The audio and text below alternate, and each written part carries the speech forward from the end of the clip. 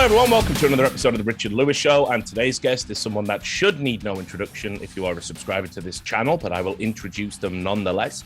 It is the former legendary North American in-game leader from Counter-Strike and now analyst and mostly color commentator over in Valorant, Sean Gares. Sean, thanks so much for joining me. It's good to catch up. It was nice to shoot the shit, honestly, just before we went live. I feel like with the pandemic, man, I don't see any of the old crew anymore. Yeah, I feel like we just did like the prequel right Yeah. there. We talked for like 30 minutes before the podcast even started. This will be a super cool talk, and I'm glad to catch up with you.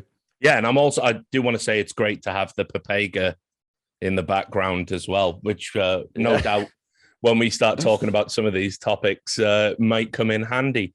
So look, first things first, how are you finding your new life away from Counter-Strike after all these years? You know, you've got a couple of years under your belt now. You moved to Valorant pretty early and have established yourself as a top tier talent over there and have done all the big events. So how does it compare? Yeah, I mean, I guess I should probably say like how it started, right? Because I've always felt so bad that I like left the CS scene, but what happened was I was working Flashpoint and COVID happened, and we just had a kid and a second was on the way, and so my wife is deep in pregnancy, and I just felt really, really uncomfortable going into the studios because we didn't know anything about COVID at that point, right? Yeah. I was kind of scared. I didn't know what to do. There's all these restrictions in LA, so I was like, I'm not comfortable going in. I can record stuff from home if that's okay. And they said that's okay. And at the time, it was like the last day of alpha of Valorant, and I just played it like one day. I was like, holy shit, like this is really cool. It like feels a lot like CS 1.6 movement wise. So I can kind of vibe with this a lot because that's where I came from. And I just decided to stream it a little bit and just keep playing it and playing it and playing it. And I was kind of fucked because all these content creators had these codes to give out beta keys, Right. And Riot like didn't whitelist me to get that. So I was sitting there with like 40 viewers every day, just playing the game, you know, just seeing what would happen because I was bored during COVID. And I just kind of kept doing it because I really liked the game. I actually just liked the feel of it. I just felt it was very tactical as far as the abilities, and it's very chess-like. I don't know. And enough time had passed at some point where I was like, oh man, like I feel like I'm dog shit at CS. I feel like I'm out of the meta a little bit. And then I could never go back. My ego couldn't allow myself to go back, right? Like I can't even play CS on stream because of how dog shit I'd probably be and how embarrassed I would probably be about it. So that's honestly why I haven't played CS on stream lately. But I watched the major, man, and it was magical. It was such a cool thing to see. Well, I was going to ask you about that because it's kind of like, you know, Facebook, I guess, where you check in to see what your ex is up to or whatever. Yeah. You know, so did you watch all of the major? You catch it? I didn't watch all of it, but I caught like little bits of each stage, and I caught the finals, and I caught like, it was my first time watching a match on the new map, and I thought that was fucking awesome. I thought Machine and Sponge were like, oh man, like I would rank that finals cast up there with like the best cast I've ever heard in CS. I thought it was so fucking good, especially given that they had that new map and how they treated it. And me as like a viewer with some knowledge, but no knowledge of the new map, walking into that cast was something very special. I thought they just crushed it considering their lack of experience casting in that environment. Yeah. It was only their second stadium. Yeah. I mean, technically Machine did a stadium cast at Cologne, I think, with Pansy. I think he did Fnatic Virtus Pro, if I remember rightly. That game where Pronax took that timeout and Fnatic came back to beat VP and then Taz got on stage. I think that was Machine that did that one, if memory serves me correct. But it was Chad's first ever, you know, and he was prepping so hard, watching like all the great casts, you know, like the Boston finals with James and Dan and, you know, well, just all of them. Met his Sadikist at New York and stuff like this, and watching how you use your energy to kind of like hype up the crowd, but you also use the crowd to get the tone right and stuff. So he was very, he was under a lot of pressure that he put himself under to deliver a great cast. And I agree with you. I think that's like might be, top 3 already. Yeah. It's like crazy. It was so good. I mean, I think it went over a lot of people's heads, but something that I consider now that I cast a little bit more is how Alex handled when Navi won, right? Yeah. Like how he was silent, he let them like absorb the moment. Exactly. And just the build up when they lifted that trophy was just like, it was magical. Like he did such a good job of knowing when to shut up and knowing when to hype it, and he just said all the right things at the right time. And I could say he did the same thing for that like Katie and Clutch in Pro League. Yeah. I recently did like a weird presentation, and I included that in there. That's like one of my favorite cast clips ever. It was so good.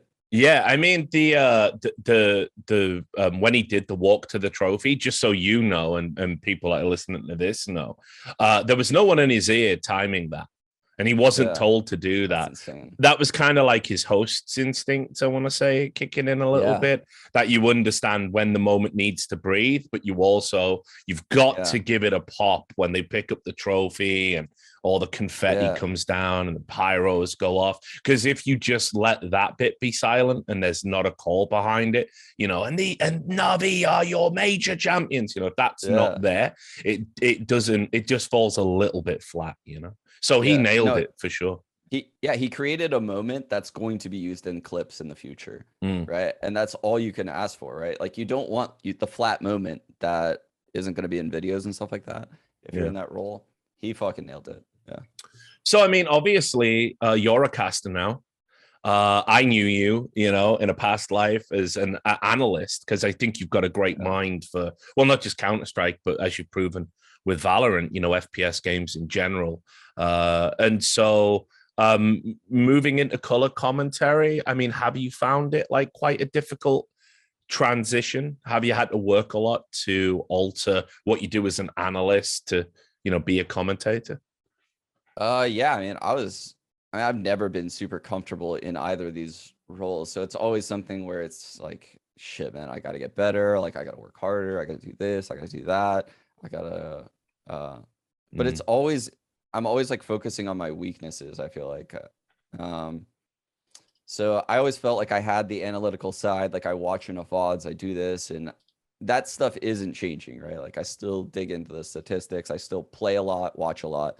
But I notice now, like when I listen to people like Alex or Dan or any of like Anders, like any of those like insanely good play-by-play people, just how they play with words. And I take note of stuff like that. Like I'll just start writing stuff in my notepad. Like if I hear a word that I like, and it's been an experience. I'll say that. And I think I could have grew a lot faster in the CS scene just because the volume of matches. I think that's something that really helped Alex and Chad out quite a bit. Yeah. It's just that grind, in CS where you're with your partner day in, day out, just going through in the trenches, and you just develop this chemistry. You know how to work off of each other really well. I haven't had that luxury in Valorant yet, but it would be really cool to have that. And I think I will get that soon. I probably say that because this is going to take a couple of days, but I'll be doing Champions in Berlin with Dan. And it'll be the first event where we're just like promised to cast together. So I think it'll be a really good event for us to like build our casting relations and just our like chemistry on air, because I feel like we've lost a little bit of it. Yeah, I think one of the there's an advantage and a disadvantage to the way we do things in esports. Like for example, I think actually I'm personally, I know this might surprise you, I'm not overall a fan of duos. I don't really like it. I understand the pros, I understand the positives, the synergy, the chemistry, I get all that. But I also think that a lot of negative stuff can come out of it that people don't necessarily consider. Stagnation is one. when, you know, you hear the same type of cast over and over again, and there's so much content, as you said, in CS. I think you end up with like, in the minds of the listener, you end up with like word fatigue. You know, Semler's suffered from this quite a bit. You know, Semler is an incredible technical caster, and yet if you to ask the average Redditor, it's like, oh, he just says the same thing over and over again. And it's like, no, it's like you've heard him cast 1,000 times. There's going to be some repetition. You're not meant to hear anyone talk 1,000 times outside of like your immediate family, you know. I totally agree with what you're saying in CS, but I swear the cast operates so fucking different in Valorant. It is. How so? It's it's so much harder. Like, I know that's crazy, but so what happens is, I personally think it's so much harder because there's barriers in Valorant, right? So imagine in freeze time of CS, if you could watch Nico run right outside of like B tunnels on Dust 2, and you could watch Ominate go like outside of long A on Dust 2, and like they're all setting up in freeze time. Well, you could no longer shoot the shit and like talk about this and that. Like, you now have to talk about what you think they're going to do, because you can see them spreading out right now in freeze time. So the problem that I've had to deal with on the cast in Valorant, and all the casters, is the replays now from the round prior can sometimes bleed into that. So the viewer, and sometimes even the casters, depending on the tournament, don't have access to the mini map or what's going on. And then you're cut into the freeze time. You have like 7 seconds, and you see all these players spread out across the map. You have to analyze what they're going to do. You have to see like what abilities they have. You have to see what ults they have. And even on save rounds, like Jets, Bladestorm, like all this stuff can just flip around. So unlike CSGO, where there's these ebbs and flows, and you can kind of inject your personality into the cast a little bit more, in Valorant, it's like fucking pedal to the floor the entire time. It just seems like there's no dead space in a lot of the casts. And that's something I've been like really working with Dan to create, right? Like, create that dead space and create the ebbs and flows, so that way you can build the narratives a little bit better. Yeah, I get that totally. I mean, you know, it's kind of interesting, isn't it? Like, when you think about all the different, you know, esports, there's some which are, like you say, you know, high tempo. I would say for a good example of that would actually be Rocket League. You know, if you, it's, you know, I obviously talk to a lot of the Rocket League casters, and I have such admiration for what they do, because for the duration of a game, it's end to end. It's, you know, and it's not even like basketball end to end, where you might have a slow passage of play or people run down the clock. It's like literally one sort of errant miss, you know, in the middle of the park can result in a goal, or, you know, there's all sorts going on, detonations. Like, it's crazy. And these guys go at it. You know, they're exhausted at the end. Like, when we did E-League together, Rocket League casters, you know, these guys are dripping with sweat. It's crazy. And holy shit. Yeah, because it's like, you know, it's like these guys are fucking, you know, flushed in the face. It's a lot of work, especially if it's a hype game or a final. And then obviously when you start going back, you know, you think about something like Dota, where actually there's huge pockets of space, where actually what the caster says is essentially carrying the whole broadcast, because, you know, people are AFK farming until they get an item timing or something like that. So it is interesting to sort of hear that Valorant, because, you know, I've watched a lot of Valorant now. I'm getting, you know, more and more savvy with it. And yeah, it does feel more high tempo than CS, actually. Yeah, a lot of people don't realize that. And I think that's another kind of growing pain right now in Valorant, is you're going to need someone on the cast that can like break down what the hell is about to happen based on like where the people are at the barriers and the economy and where the ults are, and like where people are positioned. You can really predict like what's going to happen, because everyone has unique abilities. So if you understand the tactical side of the game, you can predict it fairly easily with all the information like that. But unfortunately, you know, like, if you're someone that has all the information, so say like someone like myself, who was an in-game leader in CS, that can do that, most of those people are probably going to want to be players in the game, like professional players or coaches or GMs, or, you know, like something that is a little bit more sustainable, I guess, because I'm sure, like I'm doing this because I love casting and I love like teaching people what I'm thinking. But it's also like the perfect job given the fact that I have like a couple kids, like this is like I'm in the perfect scenario, and also like a content creator. I'm in like the perfect spot to fall into this little gap right now. Yeah. I mean, obviously, when we get back to normal, assuming that's ever going to happen, fingers crossed for 2022. Yeah. I guess. Like, I've already lost 2 fucking years of my life to this shit. But I mean, obviously, having a family, being on the road, it can be quite tough. We were talking just before we went live. I know some commentators that have been away from home, like 300 days out of the year, like crazy amounts of work. And that's another reason, funnily enough, it does link to the duos thing. Sometimes when you're on the road constantly with the same person, it can be great. And then 100 days in, you're like, fuck this guy. I can't. Like, there's a fucking pizza. He's left his empty pizza box out again in the apartment. He doesn't do the washing up. Doesn't brush his teeth before every cat. Fucking hell, like every little thing. Yeah, I'm sure. Boom. It's crazy how it can sort of, eat at you. So, I mean, are you not a bit apprehensive, with 2 young kids about maybe having to commit to a life on the road? Do you think you'll be able to get the balance right? Yeah, I don't know. Like, I don't think I hope Valorant never looks like CS as far as like that travel is concerned. Yeah, holy shit. Like that's a little insane. But I don't mind doing certain travel events, and it is super hard though. I'm not gonna lie. I think that Masters Berlin event was very hard on me, just leaving the family. That was the longest I had been gone. Just like so I had just had COVID, right? So I quarantined in this office that I'm in to be away from my family because they didn't have COVID. Yeah. And while like a month after that, I'm in Berlin doing the event. So like I'm still kind of lethargic, honestly, from COVID.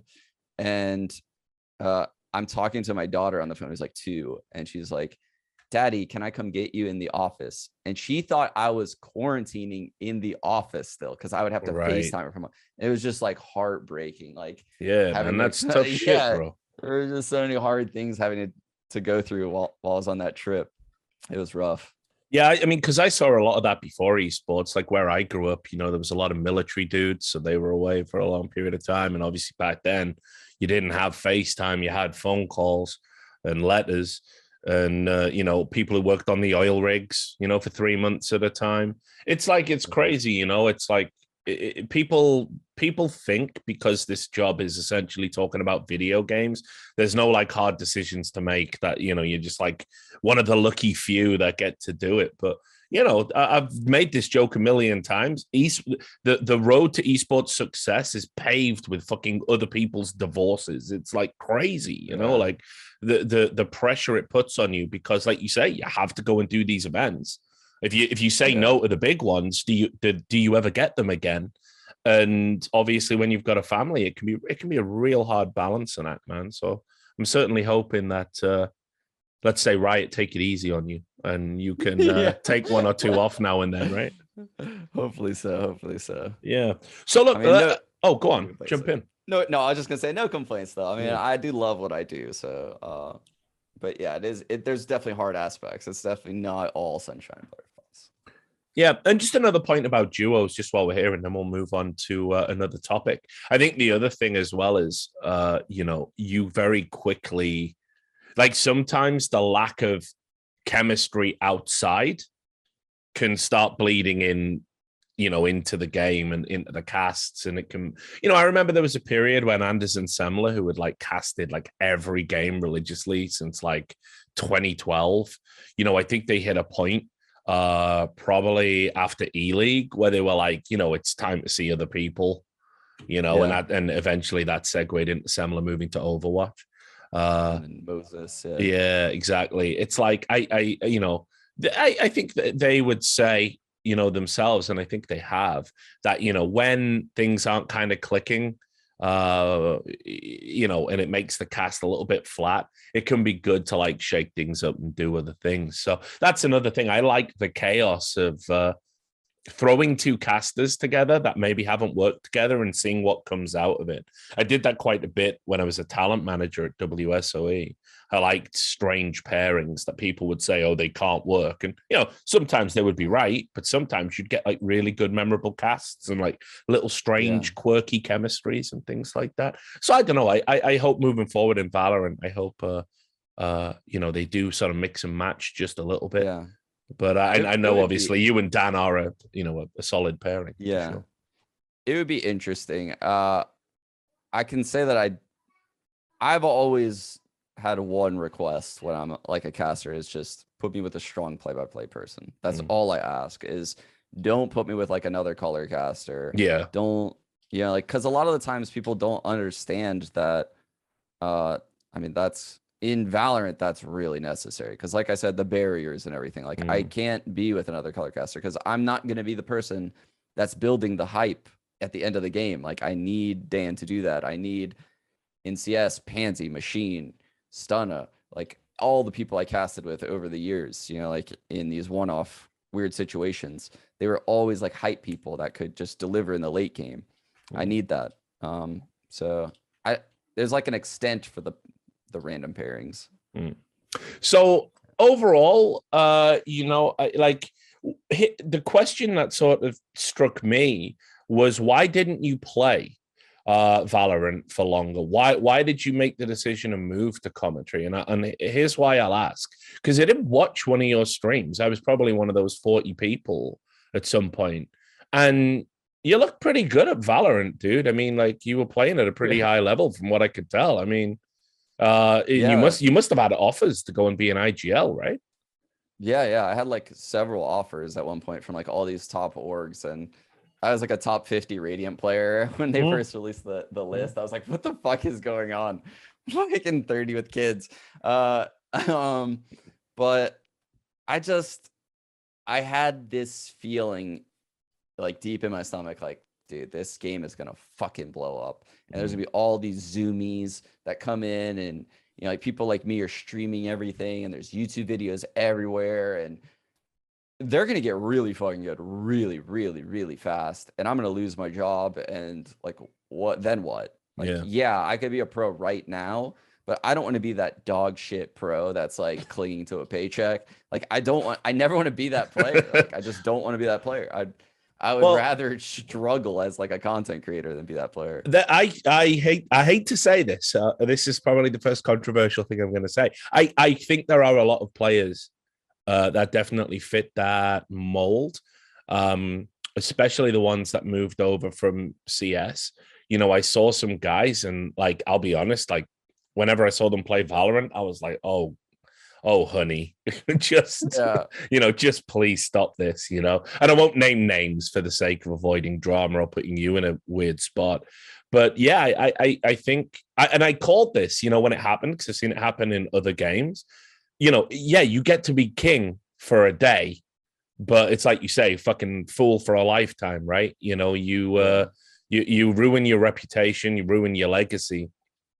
And it's definitely happened. Do you think we're getting that change of the guard? It's like happening now, because I've seen a lot of those names actually retire, which thank God, right? Oh yeah. That's the thing is like, I mean, even in the servers I'm playing in, like these like Radiant servers that I'm in, the ranked servers, there's just insane shit that people pull off like left and right. And then like you look at like some of the older players in the scene, if they're not calling strats on this team, like, what are they doing? Yeah. Like that's basically where Valorant is heading, is you're going to have like an in-game leader and maybe like someone giving some voice of reason in the background, like a couple of those people, but you're going to have like 3 zoomies that just have ridiculous aim and just such good instincts. Otherwise, like, you're going to lose gunfights left and right. And the same thing happened with CS too, right? Yeah. Like, I watched the major. I'm like, who the hell are some of these people? Like, I've been gone for like 2 years, and all these people I don't even recognize. Oh, like, I bet Bit blew your fucking mind. Yeah, dude. I'm like, Bit. Which Bit is this? Yeah, he is insane, and I agree. But I mean, like, some of the players have surprised me. Tens, I think, is a real standout because obviously he didn't really have a career in CS. There was a variety of reasons for that. But my assumption would always be he was just going to be a popular Zoomy CS streamer dressing up as people's favorite anime waifus and, you know, all of that stuff and, you know, raking in the subs. And he was going to be that guy. If you'd have told me he would be like, you know, the best player in the world in Valorant when he announced it, I'd be like, get the fuck out, you know? Dude, I actually felt the same way. And I couldn't have been more wrong. Like, I think going into Masters Berlin, I had like a few hot takes.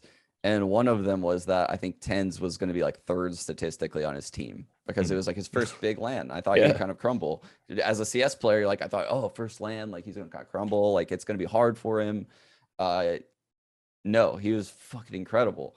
And the more I've watched this kid and the more I've talked to him, like in DMs and stuff, the more I realize it's his work ethic. It's not, he's not like every other NA player. He is a grinder, and he's the person that's finding like all these weird tricks in Valorant. The ones that like noobs usually find on Reddit. This guy that's the best player in the scene is finding them somehow on stream.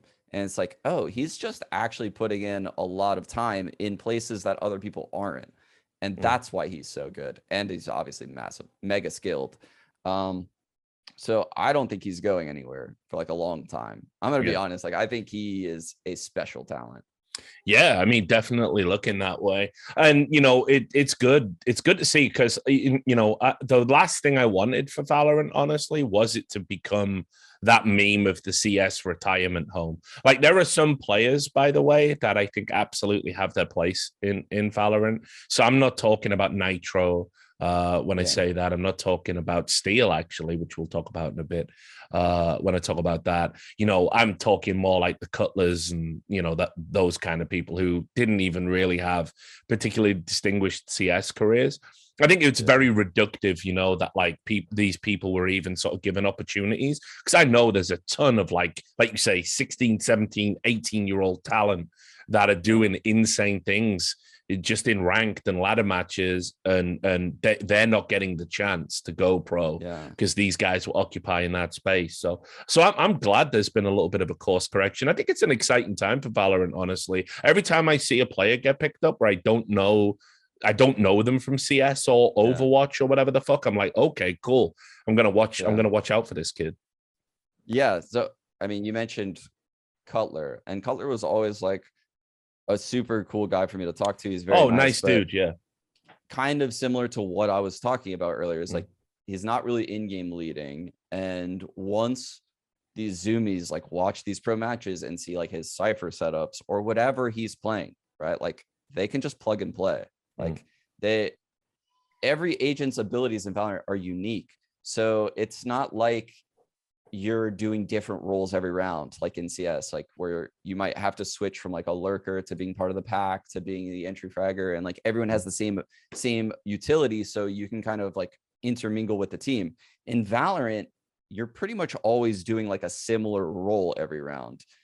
So if you're like a controller and you have smokes, you want to live because your teammates need those fucking smokes. If you're a duelist, you want to entry. Like it's very cut and dry. Like it's black and white what you do in Valorant. So once your utility is known, like then it's just down to aim. And if you're old and you're not in-game leading, you're not going to find places on these teams for a long time, in my eyes. Yeah, and you know, and like I say, I think as well, there's been so much cool content created around Valorant, so much educational stuff, and you know, you've contributed to that.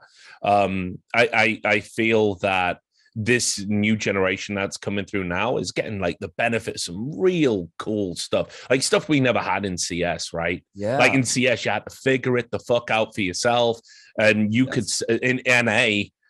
Generally, people didn't, right? Like, how many people would go on a server and spend 8 hours learning smoke lineups or whatever? Nobody fucking did that shit back in the day. Obviously, you do it now because the money's worth it.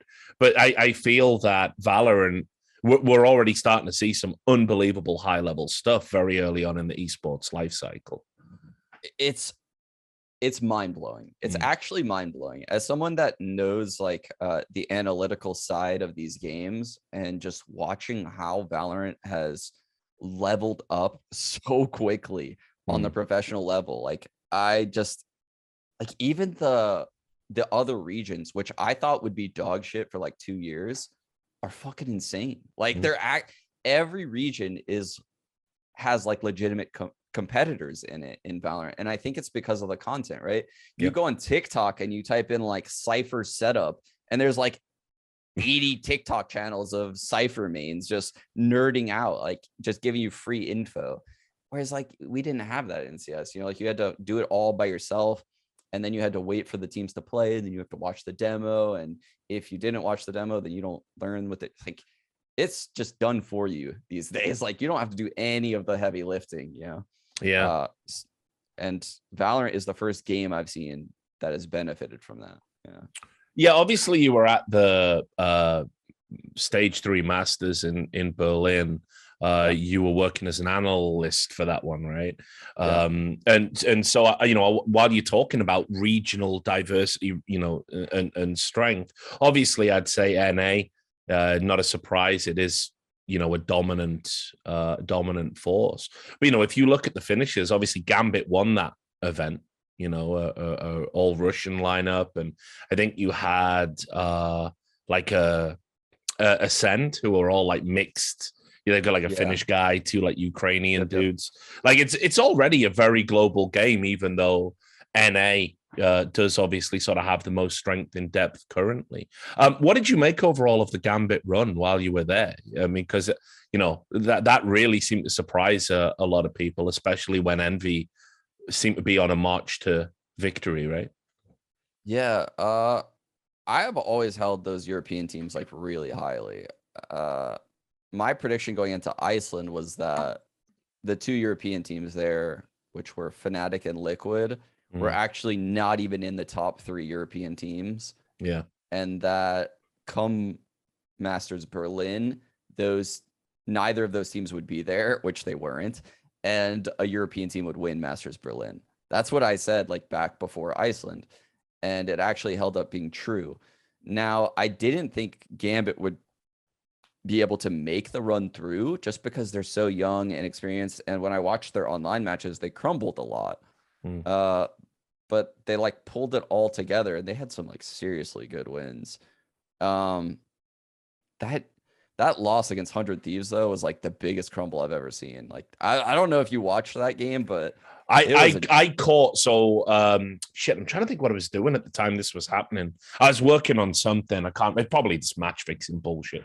That was taking up a lot of my time at the moment. So I was watching like the highlights and sort of catching VODs and stuff. But yeah, I did see the highlights of that game, and yeah, obviously I'm not high level enough to understand what the fuck went wrong, but something definitely went wrong. It was just like so stupid to see. So they were up 1-0 in like their group decider match to like go through, or their winners group match or whatever. And they play Icebox, which is, I believe, their pick. No, I'm sorry. It was 100 Thieves pick. So they get to 11-3. They're on 11-3 scoreline, and they lose every single round after that. Jesus. And then they lose the third map. And I was like, what the fuck? This team is just choking. Like this team, I have never seen a crumble like that. Like they looked so good up until that moment. So I didn't think they were going to do it at that point, but man, I guess they shook off those demons. I think it's also because if it happens early in a tournament, sometimes it can be a blessing, I think, you know? Yeah, it was also one of those weird scenarios where what happens in Valorant is a little different than what happened in CS, where this Masters tournament was actually like a qualifier for champions, which is in like a week. So once Gambit qualified for champions, I think a lot of the pressure was like released from them. And it's not even about like winning the tournament anymore, because in CS, every tournament seems to be like a little unique, and the goal is to win the tournament. But in Valorant, a lot of the times the goal seems to be just qualify to the big one, just qualify to the bigger one, right? So like if you're in challengers, you qualify for masters, or masters, you qualify for champions, and you're always trying to qualify. And champions is the first time where it's win or nothing, you know, like it's win or nothing. Yeah, I mean, just while we're on that point, do you like the structure that Riot put in place for all their tournaments? Because one of the problems we've got in CS, by contrast, is that basically there's too much going on, I think. Like in the build up to the major, we didn't even know in advance what the RMRs were going to be, who was going to get one. There was no cohesive narrative. We had a terrible format for the IEM Fall RMR in Europe, which basically had like a number of best of ones. They even did this thing where it was like you play a half first to 4 rounds or some bullshit, I think happened. And it's like, what the fuck is this? Like, never in my life. This is to decide who goes to a fucking major, you know? And so, but by the time the major happened and the teams had qualified, you were talking like 10 days, by the way, before the main event, I think, before we even knew all of the teams. And it just sucked. You know, trying to build storylines about that. Like when I was on the broadcast, I just said to everyone, listen, we can mention the RMRs, but let's not talk about any, because this year was a shit show. And I look at the structure that Riot Games has, and it's the same reason I like the DPC in Dota. It tells a cohesive story. It tells a narrative. And it's like you say, you get to the bigger one, you know, you work your way up. And if you do make it to the big one, if you do make it to Masters, it's like every game's super significant. You all know everyone's regions, how they got there. So I like it. I like what they've done. But obviously, I don't have to work it or follow it religiously. So what do you think? I have like conflicting mindsets on it, right? So as a viewer, I love it, but I want more. I want more matches and like to watch more, to break down more. I want to see more. I don't know. I feel like I'm waiting too long to see the tier 1 teams. But as like an ex-player, I think it's awesome. Like it allows the players freedom to stream and create their brands, build them. And then they come super prepared with like intense tactics. I think it could be a little better. And I think even the formats are a little bit wonky. Like going into Iceland, they had like 10 teams, right? And this was because of COVID. So there was these weird scenarios where some teams had like play-in matches from other regions, right? So how do you say that this region is better than that region when we're in COVID and they've never played each other? But that was the scenario that happened before Iceland, is some teams got buys and others didn't. But it was just a consequence of the situation that we were in, I guess. Yeah, that's interesting. I didn't know that CS had so many problems with the whole. And also just saturation is still a problem. I mean, it was a problem when you were working as an analyst in CS, and it's for sure. It's still terrible. A problem now, you know. Like we've got ESL dominating 80% of the calendar as per fucking usual, where they do 2 ESL Pro Leagues every year that take up like 12 weeks each. They have the Intel Extreme Masters running behind that. They've now changed, so DreamHack events aren't going to be part of that Grand Slam setup, but they're not getting rid of the events. They're rebranding the events. So there's going to be more kind of like ESL IEM events. You've got the Blast. They're doing events on the reg. They do one every season where you have a qualifier, groups, and finals. So that's like 3 events for each season that you have.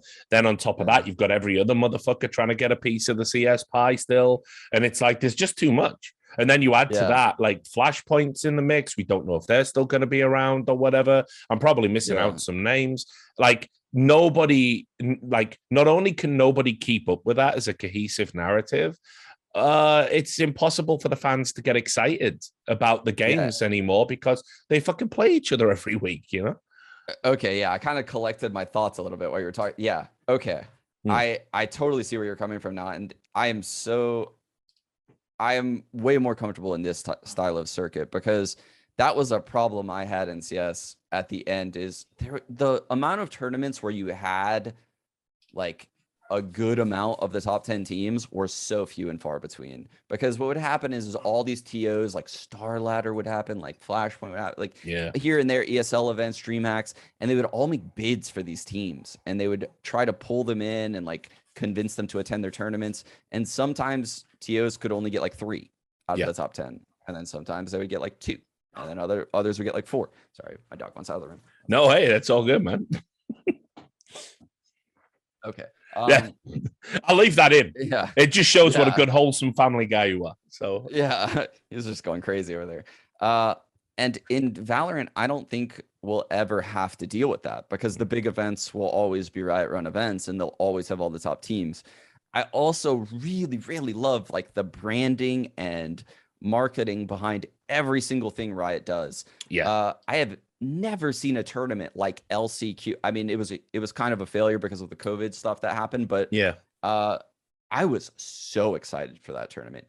8 NA teams attending, and only one of them win something, and all they win is just a qualification slot into champs. It is the most cutthroat fucking tournament I have ever seen in my life. Like, I have never seen anything like it. So you're just flying into LA during COVID. It's your first LAN probably, and all you win is just like this qualification slot to champs. It is the most cutthroat tournament I have ever seen, and I just love it. Like, I love that style of event. Yeah, I think that was one of the reasons why, with all the stuff that happened, it was such a disappointment, because all of that hype that went into it, and I mean, so I did a show, the Four Horsemen, it was, the show we do with Monty and Thorin, and then a guest. I think we had George for that one, and basically we were talking about all the problems that it had and all the ways it sort of went wrong. And I was pretty harsh on Riot, as is my way. And I didn't really let them off the hook with a lot of it. But having worked that event, I mean, I guess it must have been mega frustrating, because you essentially cancel it, put it on hiatus. It goes from LAN to online, and then it was online while it was at LAN, and then you're doing another one, and then that sort of messes up and stuff. It's a shame. I agree, because that event had so much promise just from juicy narrative perspective. Dude, it's incredible. I'll actually show you the merch in a second that they gave us to us. But like, Dan and I were so excited because it was going to be our first of LAN event we were going to cast together, and we got to cast one match, and then everything kind of got canceled, and then it went to online. And I happened to have scheduled a vacation during that time, and Dan was working the CS major during that time. So it's like, man, like, we're just never gonna get a shot to cast together. This is just like, it was actually like kind of devastating for me to lose that opportunity to get the experience of casting on LAN before champs, because now I'm going into champs without like any real experience. And I mean, I'm not super nervous about it because of my CS time, but it would have been nice to have, Well, yeah, I mean, look, I don't worry. I think you'll kill it. But yeah, table time, as I call it, that's a snooker term. The idea that if you're in a long series, if your opponent keeps you off the table, you're going to find it harder to make shots when you get to the table. So even in a losing game, you want to try and get up and get as much table time as possible. Yeah, I think it's a good concept to apply to commentary. I think you'll kill it. I know Dan as well, from obviously having seen him at the major and talked to him. I know he's really, champing at the bit. He wants to get out there and kill it. And so that's going to bring me to the difficult question, Sean. I always throw in some difficult stuff for everyone on the podcast, because I think, what would the community ask if they were here? And listen, right now, I've described the Valorant talent scene as the Viper's Nest. That's what I call it whenever I'm talking to people. And the reason for that is sort of twofold. First of all, you're right. This game is going to blow up. It's going to be the new hotness.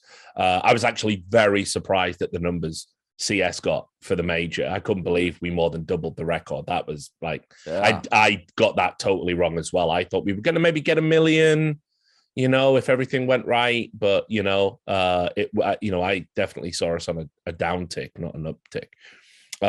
But anyway, it is going to be the new hotness. It will succeed. Riot are very good at, building esports titles. And so everyone wants a piece of it. And so you've got a lot of people, and again, I'll try not to name names, but there's a lot of people who have no business casting in Valorant. They've got no business trying to be casters at all, frankly, some of them. They have skill sets that lend them to other roles, but you know how it goes. Everyone wants to be a fucking caster, right? Until you actually have to do it.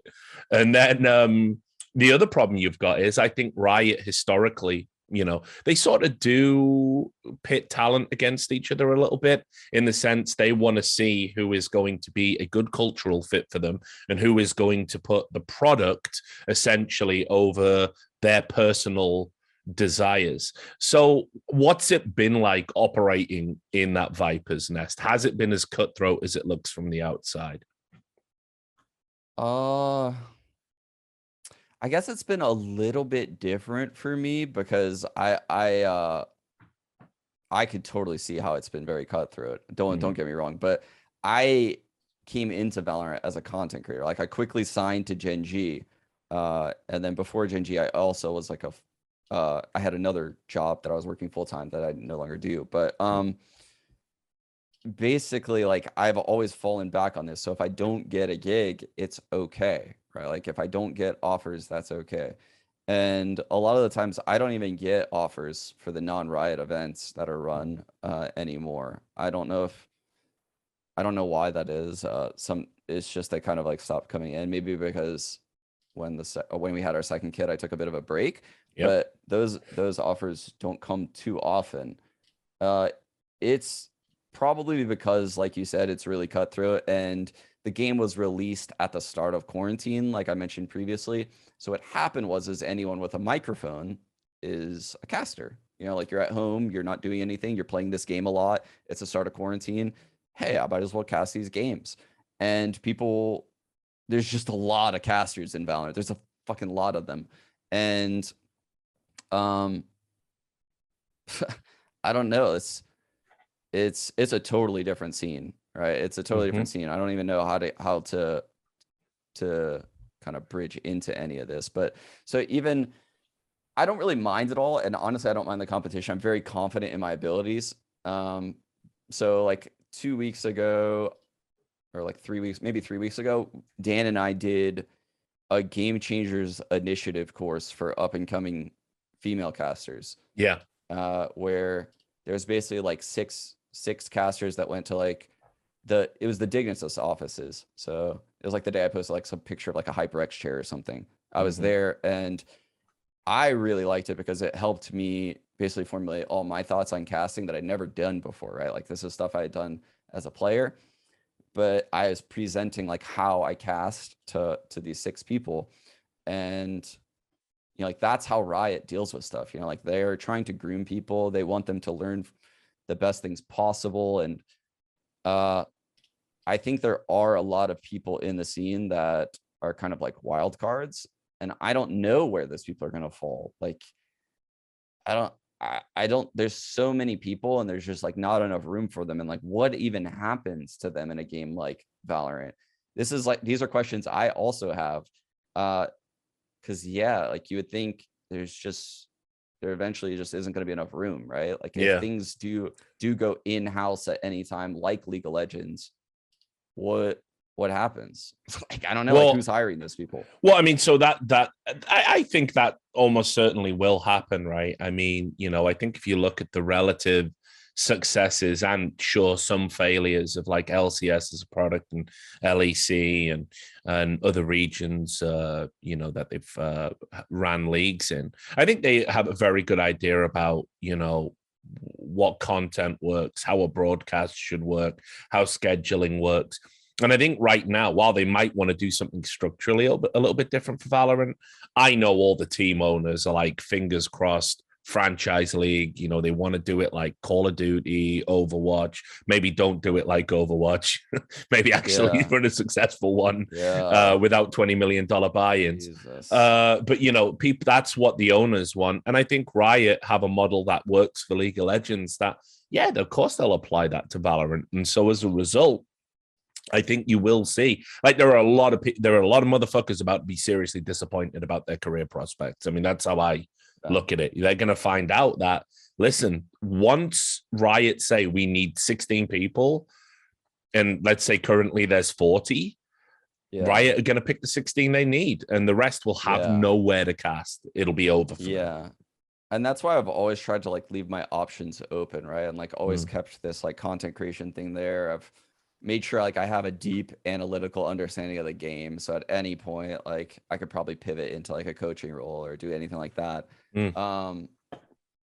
Yeah, it's definitely going to happen. I agree. And going into the orgs, that's the one weird part about Valorant. I'm not sure what your thoughts are on this.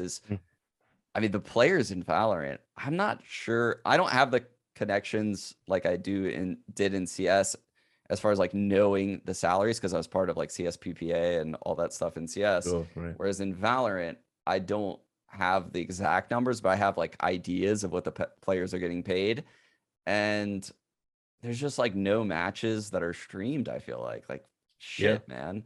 Like the orgs are just so in it for the long run. Like they see something, they know, like they have to know something. Well, the community's been calling me an idiot for a while because I pointed out that the type of player that was earning like $5,000, but let's say between $5,000 and $8,000 a month in CS, they were moving across to Valorant and they were suddenly finding themselves in the $10,000 and $15,000 range.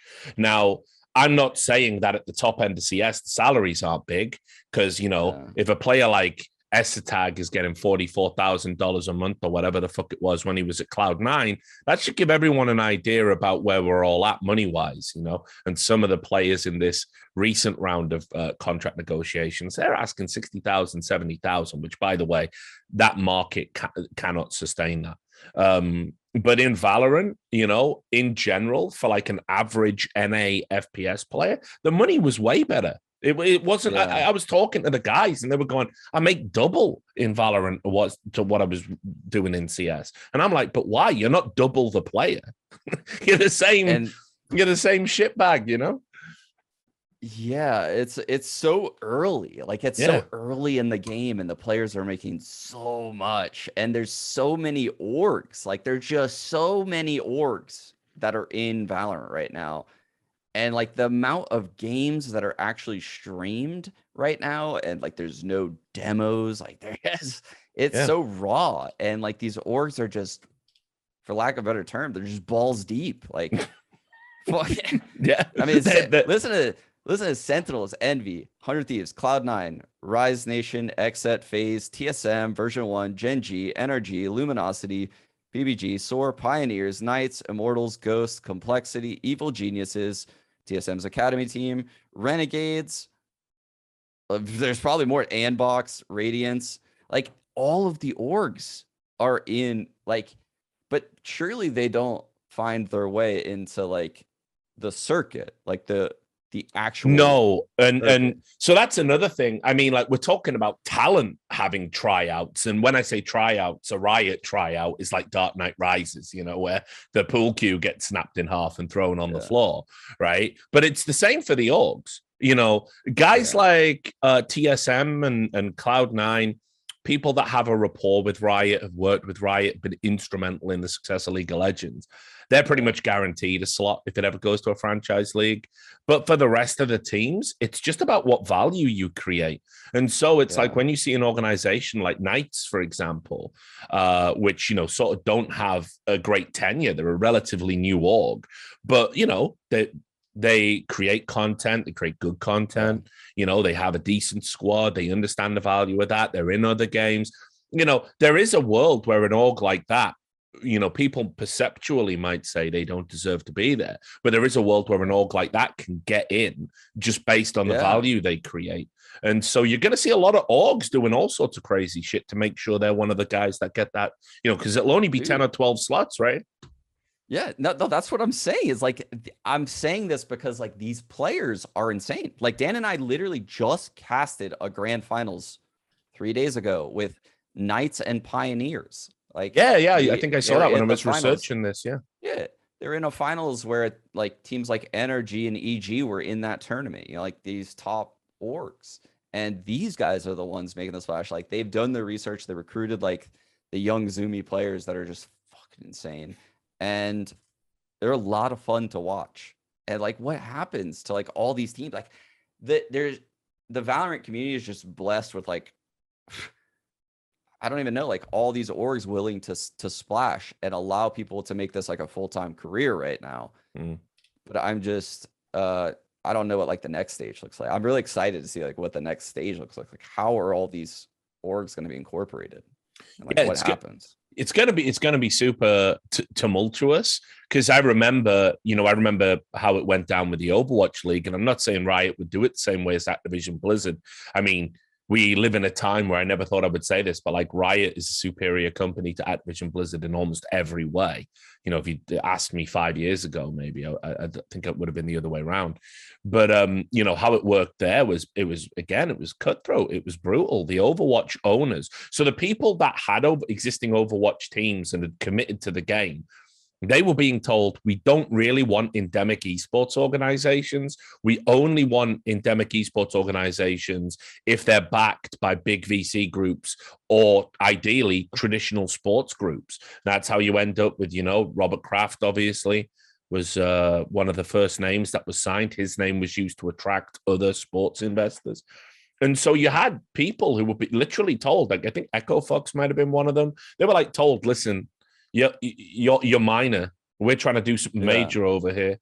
And so it's like, yeah, but we're endemic to esports, bro. Like, you know, it was wild. Is that when all the sports teams were joining? Like, big, got that, whatever they had. Yeah, the 76ers they had. 76ers, and then like Misfits with the Heat. And those are coming out like every day, I feel like a new and it was because Activision Blizzard made it clear that, you know, I mean, it's no coincidence that as well. They I think it's Joanna Faris is her name. They have the person that is like the commissioner across, well, not technically the commissioner, but kind of like the head of operations across both of the leagues, was the commissioner at Call of Duty. She's got like 17 years experience as being like the head of marketing for the NFL. So I mean, she's like way overqualified for esports. But I mean, that is how they were thinking about it. They wanted a traditional sports product. I don't think Riot are that way inclined. I think they understand esports is very much its own beast, and as a result, that'll be reflected in the teams they recruit. But yeah, man, I mean, TSM don't need to worry about fielding a good team in Valorant. You know, like they could just have the stream team and be dog shit at every tournament, and they're still going to get a spot, right? You have to believe that for sure. Echo Fox CSGO syndrome. Yeah, basically. I know you know about that shit, right? Yo, man, that E-League was fucking radical, dude. I'll take it on the chin. Yeah, whatever. That was so crazy.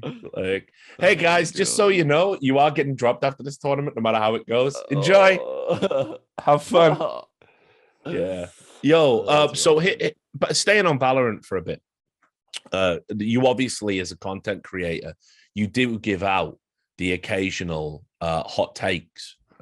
You know, as you have to do when you're a content creator. I mean, they call them hot takes. What they used to be called in my day was informed opinions, and people used to respect them because you were entitled to them because of all your expertise. These days, any opinion you have is a hot take, and therefore it's dog shit if I disagree with it.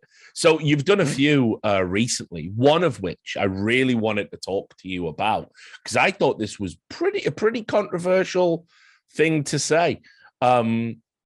You were talking about Steel in one of your videos. Obviously, Steel, you know, legendary CS leader, a North American IGL like yourself. Someone that, if I remember rightly, I'm pretty sure you played in some epic matches together. Not on the same team, I mean, as opponents. Oh, definitely. 100% I played against him. I don't remember. I probably played with him at some point. I don't remember. Yeah, almost certainly back in the day. But anyway, you know, you did a video about 100 Thieves and talking about how tactically they completely lacked creativity, is, you know, what you was the broad point. And obviously, because 100 Thieves are a very beloved team, you know, and a lot of people felt bad about Steel, you know, being out. It seemed to get a real negative reaction. It's very strange because in CS, everybody loved you and everything you said. And yet in Valorant, occasionally I see people like, how dare you? Like, it's like, why are people shitting on Sean? This is like, he's like the nicest dude. So I thought you might want to elaborate on that because I think some people maybe felt there was like some weird fucked up leftovers from CS or something going on there. Yeah. No. So, I mean, shit, dude. Like, you can watch 100 Thieves games, and over like their failures, I don't know. It's just they weren't like cohesive enough. They were doing a lot of individual things, and there wasn't a lot of synergized creativity, especially when you watch their opposition, like the other top teams at the time. I felt like they were missing something. And I think it's in large part due to the fact that, like, Steele was very set on the agents that he played and the ways he played, right? So he always played the same style in the server where he was like kind of lurky and very like aggressive on the extremities, overly aggressive sometimes. But then they also have Hiko, who's always on the Sova and always playing like very passive. And it just created a weird dynamic, right? They got rid of Dicey, which was like an aggressive Jet player. They have Asuna, who didn't really feel super comfortable in the Jet roles. And you could tell there was a disconnect between the in-game leader's vision and what the team wanted to do, right? And I'm sure if you ask any of the players on 100 Thieves, they would say Steele is a great in-game leader. He has a lot of control over the team. He has a lot of ideas. He puts in tons of work. But even I have played on teams as an in-game leader where you lose the team, right? Like you can be smart, you can put in all the work, but if you lose enough practice scrims in a row, your players don't believe in you anymore. And they no longer want to then go in the practice server and listen to you for 2 hours because they don't see the benefit of it, because you've now lost 10 scrims in a row and 3 matches in a row against the same team, right? So I could see these things in-game leader. I could see, people making peaks in the server because they don't believe in their teammates. Like they did, and now that Nitro's in-game leading, the team looks a little different. And I don't think they're necessarily a better team, like without Steele there and with Boy there, even though I think Boy's a great player, but they look a lot more cohesive. I could say that. And they look a lot more decisive and comfortable in their roles. That's all I was really getting at. It's not like a dig at Steele. It's more of like, this shit just ain't going to work. Like, you're not going to bounce back. There, even 5 great players can join a team, but like once a catastrophic failure happens, and this is what happened with me on Cloud9, is we boot camp. We had so much success. We won like every fucking scrim. We played Kingwin, and we played Kingwin in practice, and I think we destroyed them, if I remember correctly. And I had everyone on the team record demos. Richard, this is not a joke. I had everyone on the team record demos, and we go back and we watch the demos before Cologne, and we watch them with like CSGO's in-game wall hack. Like, you can get the in-game wall hack. So we're literally watching the Kingwin setups through the fucking walls. Like, I know exactly where they're going to be in the match, and we lose that match. And it was just such a devastating loss that I knew that like I would never fully trust my teammates for like a little bit, because I was disappointed. I was just there was like a level of like disappointment where I couldn't bounce back from after that loss. And it was my fault too, right? Like, I was upset at myself, and like when teams take certain losses like that, like there's just no bouncing back, like, and I felt like 100 Thieves was in that zone. Yeah, it was kind of strange because there was reporting coming out that basically, at the after their 3rd to 4th place finish, at the Masters, I think there was like reports and rumors circulating that they, they were having problems.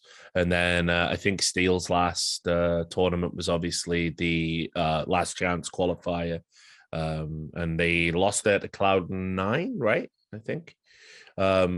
But anyway, I mean, at that point, right. Yes, that's right. It's I'm getting old, mate. My memory's not what it used to be.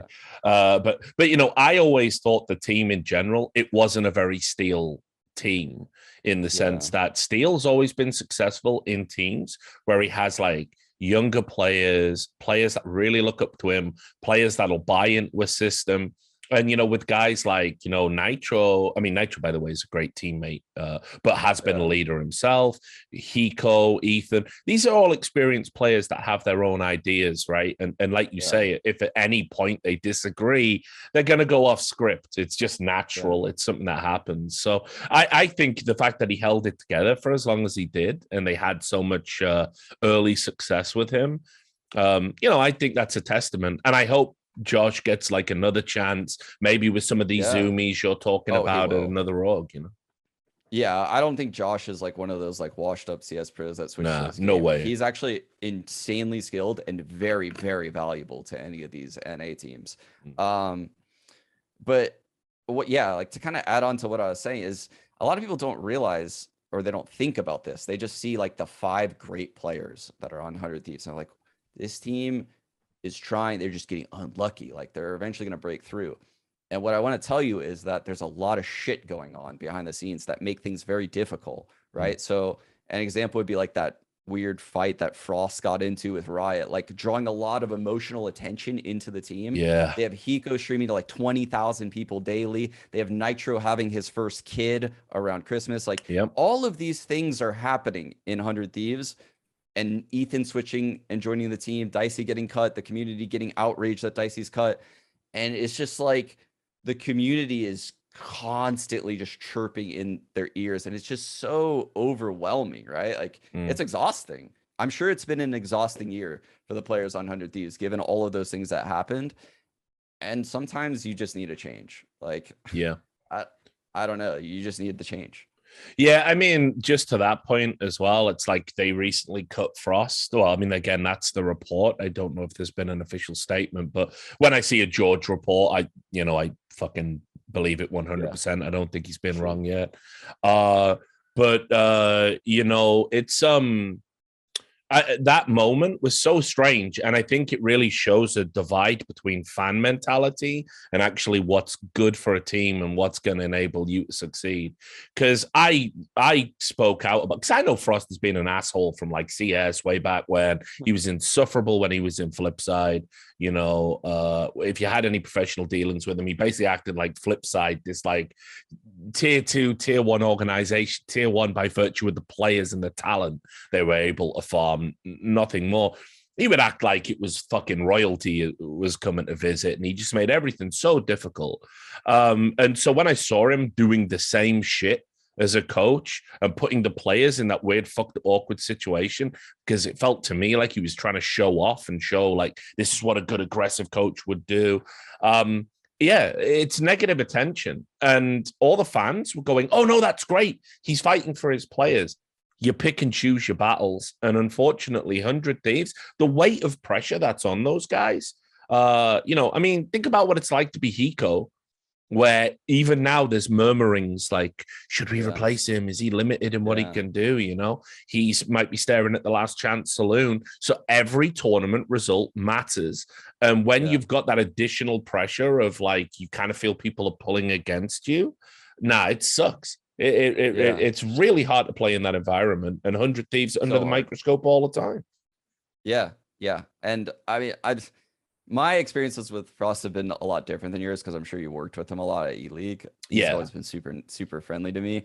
But man, like getting thrown into those environments, I've been in those a couple of times, like with the whole PA thing. Even after CAS, I casted like FaZe and Sentinels, and after the game, everyone thought I was biased to FaZe. I'm like, motherfuckers, I played with Shazam for years, and people told me I sucked his dick for like allowing him to come on my teams. Like, how are you saying I'm biased against him now? Like, what is going on? Like, how is this possible?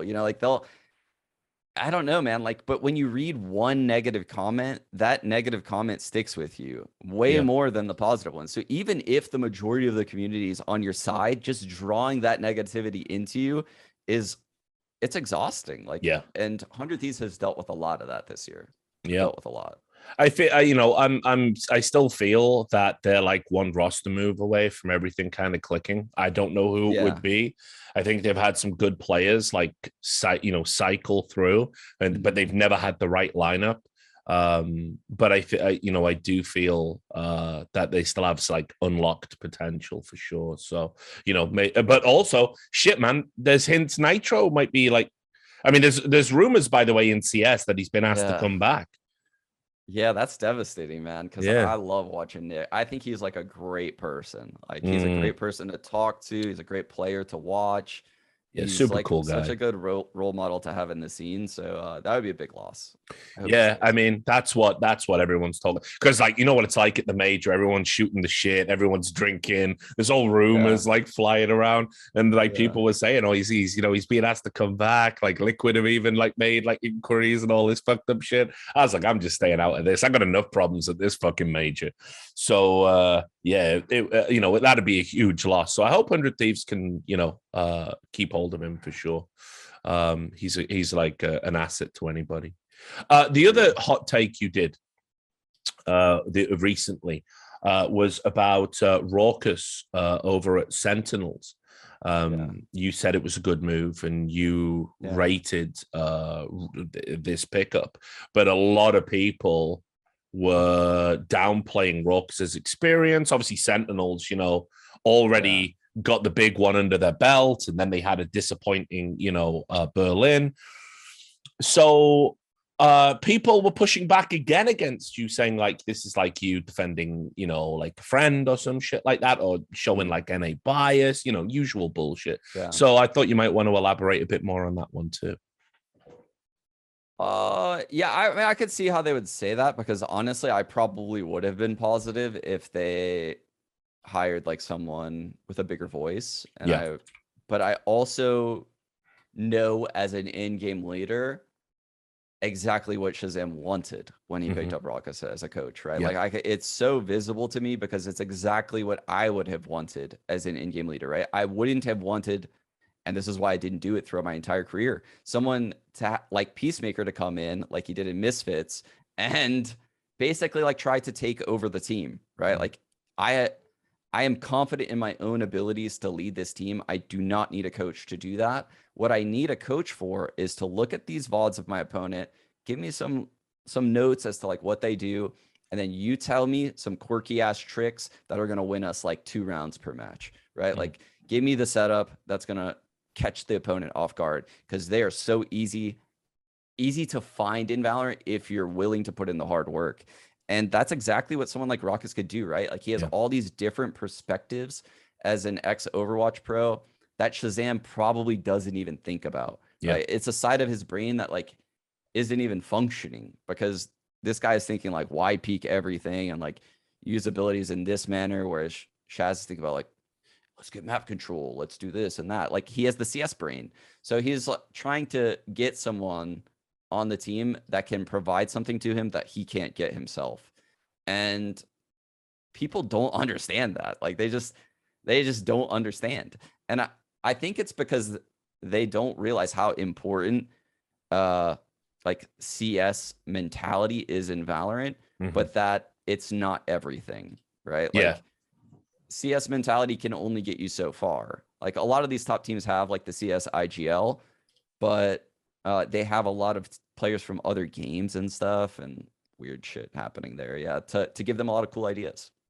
Yeah, I mean, so this is a sort of interesting one for me as well. It's like when I was doing like some research for the esports awards, because obviously we have to vote on who wins the awards and stuff. And I think Shazam had been put forward as a nominee for something like I can't remember which one it was, but I was asking around and doing my research and talking to people and stuff. And apparently, like for a long period of time, like this is why Shazam is like worth his weight in gold to Sentinels, apart from being like a really good player and obviously the IGL.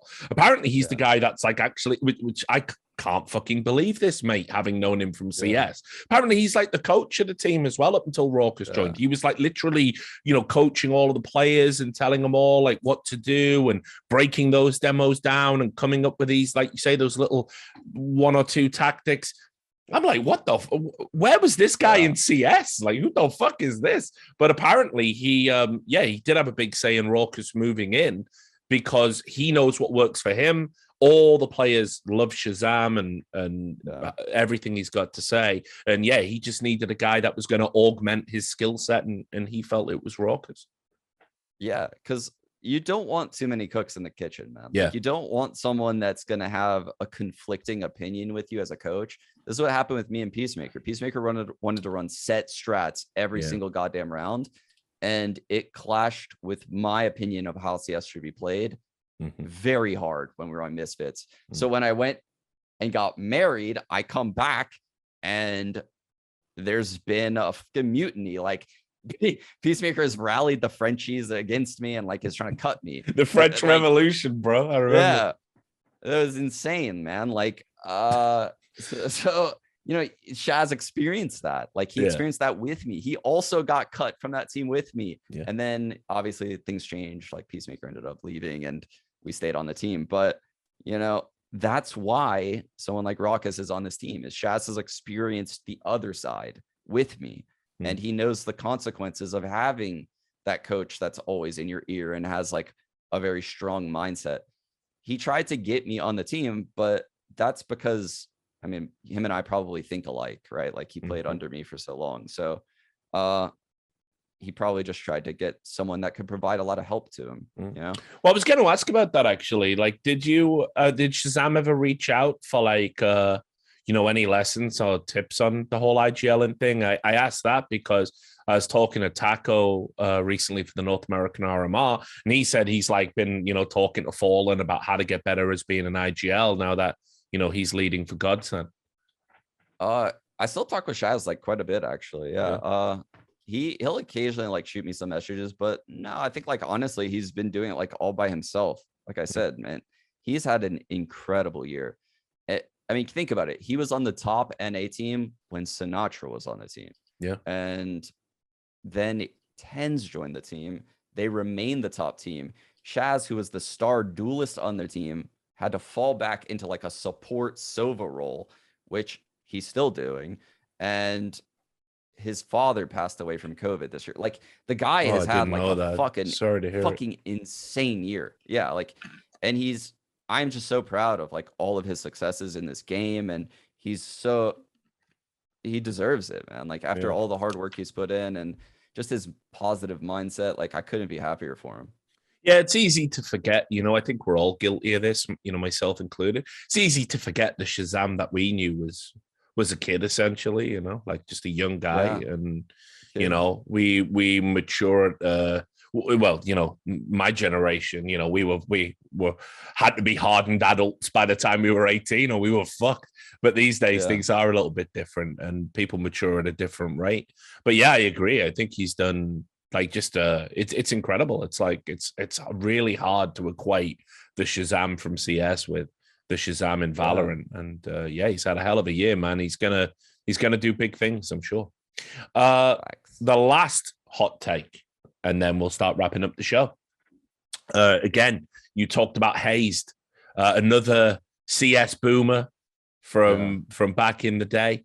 You talked about Hazed. Obviously, he's just joined NRG, and you know, you said from what I remember from the video, looking at my notes here, that you basically, you know, you felt this was a good move, picking him up from TSM, and that he was going to work well with his squad, and he was going to enable like Som, you know, to be this like great player and stuff. So, you know, this one seemed to be more well received because I think Hazed is like really well liked, you know, as a streamer and a content creator. I've always liked the dude. I think he's like super chill.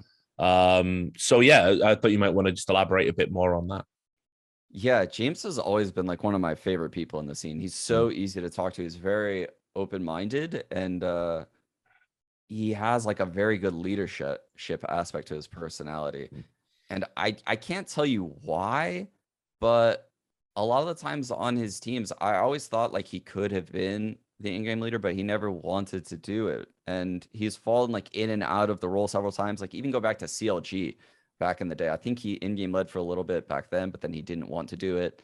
And then on TSM, same thing. So that's my one area of doubt, right? Is when he comes into this energy team, he needs to realize like it's in-game lead or nothing. Like, he has to just go all in and really, really focus on doing this, right? That is my one like prereq for this team succeeding, is he can't do that thing that TSM was doing and be like, oh man, like shit's not working today. Like, Sam, you're gonna go back to in-game leading or something. Like, I'm hoping that he just sticks to in-game leading, because if he does, I think the team will blossom like really well. Yeah. I mean, it's weird because like the DAP situation is so fucking up in like, so I mean, right, I've said this before. We have I know you watch by the numbers, so we obviously have a recurring joke about Daps being a cuckold, you know, because he just seems to be like such a super nice dude, and everyone's like always fucking up his shit, man. It's like, it's so crazy.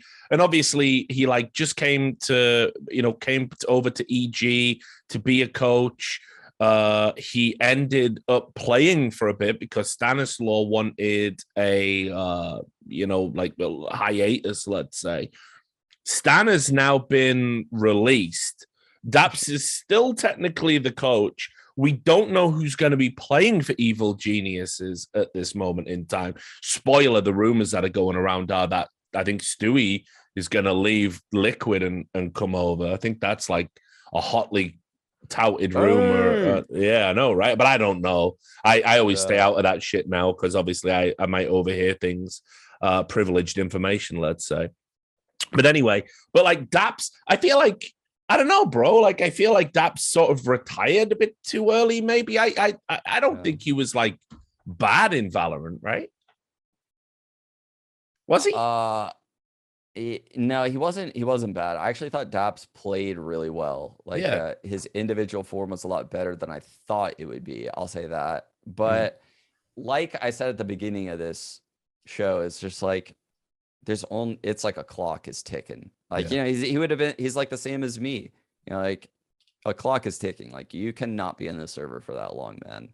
I can tell you, like, there's just so much young talent that's coming into the game that's like, they're just born playing Valorant. Like, they don't even need to think. The actions come subconsciously to them because they know no better. They don't have the bad CS habits in their brain, and like, those players will replace you if you fail to learn and adapt very, very quickly and put in tons of work, right? At first, it was easy for the CS players that switched over. But unlike CS, Valorant will constantly have updates, and you can never be complacent in this game. Yeah. Like, you will never, ever have that time where you can take your foot off the gas in Valorant, because there's a new agent coming out like every act. There's a new map. There's constant updates to like all kind of mechanics and the weapons and this and that.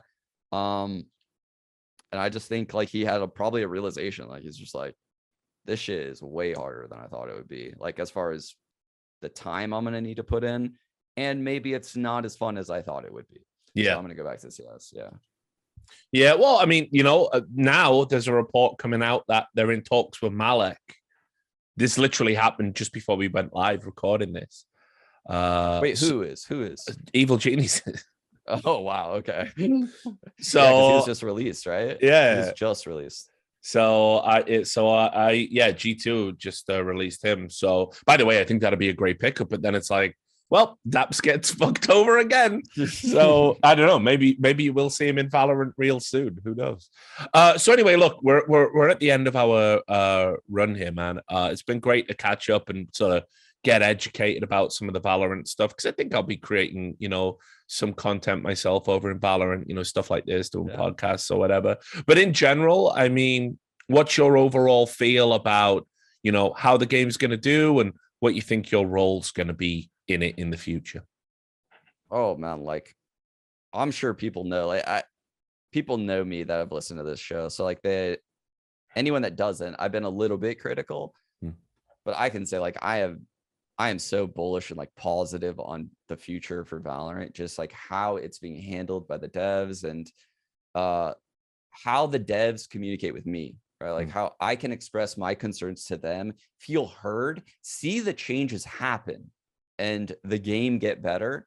Like, time and time again, this has happened throughout my time in Valorant, and it's so refreshing, and it brings me a lot of optimism about the future in Valorant. They have been very open-minded with how they're handling the esports scene and all of their, from co-streaming and all this other, they're trying so many different things, right? The Game Changers initiative for like the female scene, and like there's just so many positives that I think Riot is doing with Valorant that didn't exist in CSGO, that I can't help but be optimistic. Like, where I came from, there was just no support. Like, as you know, like there's just dude. You might see. I mean, Valve devs weren't even on site this major. I don't think. I didn't see them. So. Yeah, that doesn't shock me at all. I hadn't seen them for the last like 3 majors that I were. Like, I would occasionally run into them and be like, "Hi, Sean." I'd be like, "Hi," But there was no sit downs where I talked to them. There was no expressing concerns. There was none of that. Whereas with Riot, I'm talking to like all the developers. Like, there's so many different areas, like, and people that work on this game. I'm talking fucking lore developers about shit. Like, it's actually insane when you see like how a game should be run versus how CSGO has been treated. And like, how the fuck is CSGO as big as it is what like I just don't understand. Like, if CS treated CS the way Riot treats Valorant, or if Valve treated CS the way Riot treats, man, it validated a lot of my frustrations that I had at the end of my CS time. I haven't heard anyone say anything different, actually. All the people that have moved across to do Valorant work all agree. And I also have to say, Riot, they're opportunistic. They every time they see CS fuck something up, like we've had all the coaching cheating scandal, and now it's like there won't be any coaches. Valorant goes all in and like, hey, listen, we've got a special coaching spectator thing. We put them in cubicles. We make them part of the shit. And, they know how to sort of leverage all the mistakes Valve are making. And to answer your question, bro, CS is what CS is because of all the hardworking motherfuckers that, make content about it and do broadcasts and bring the game and the scene to life. And, journalists and sites like HLTV.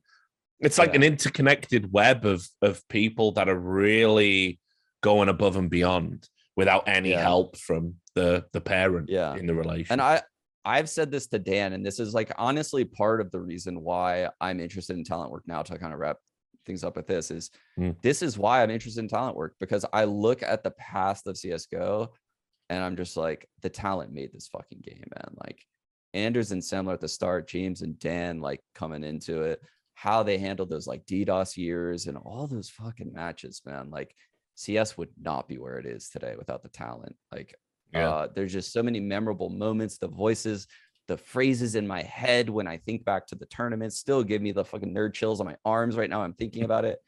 I mean, those are the moments that made the scene. And, I just, it's awesome to potentially have that chance in Valorant. And, man, like, I just think the talent in CS just carried it on its back over the years. Well, you get a chance now, and I certainly hope for a long time to come, to do it in Valorant. And obviously, just on both a personal and a professional level, wish you every success. I think you're excellent at what you do. And you also know I would just tell you if I thought you were shit. So I'm not lying. Honestly, thanks so much for your time today. And I hope maybe even at a Valorant event in the future when we're all allowed to meet without having to wear hazmat suits, I can buy you a beer and we can catch up properly. But yeah, there you have it, guys. That is the great Sean Gares talking about all things Valorant. Make sure you go and follow him over at Twitter. Not that he needs the followers. He's got more than me. But if you if you care about Valorant, he's going to be an integral part of its future. And that's another episode of the Richard Lewis Show. All wrapped up, all done. Tune in again whenever it is with a guest who I don't know who it's going to be because I never do. In the meantime, make sure you like, comment, and subscribe, all of that Zoomer shit. And I will see you very soon. Until then, take care.